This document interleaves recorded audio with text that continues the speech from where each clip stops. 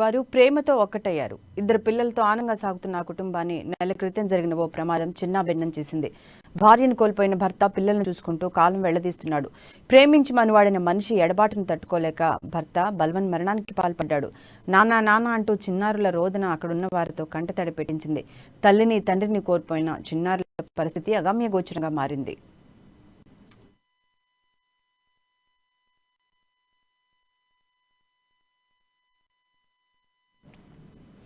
రెహ్మత్ నగర్ సమీపంలోని SR hills లో నివసించే భరత్ కుమార్ BHEL ఆర్టీసీ డిపోలో మెకానిక్ గా పనిచేస్తున్నారు. 7 ఏళ్ల కిందట మమతను ప్రేమించి వివాహం చేసుకున్నారు. వీరికి ఇద్దరు పిల్లలు. భరత్ కొంతకాలంగా అనారోగ్యంతో బాధపడుతున్నారు. నెల రోజులు సెలవు కావాలని దరఖాస్తు ఇచ్చేందుకు జనవరి 31న భార్య కుమార్తెతో కలిసి ద్విచక్ర వాహనంపై డిపో వద్దకు వెళ్లారు. తిరుగు ప్రయాణంలో రోడ్డు ప్రమాదం జరిగి భార్య తలకు తీవ్ర గాయమై చనిపోయింది. భరత్కు స్వల్ప గాయాలయ్యాయి. భార్య మరణంతో భరత్ మనస్తాపానికి గురయ్యాడు. ఈ క్రమంలో ఇంట్లో ఉరివేసుకుని ఆత్మహత్య చేసుకున్నాడు.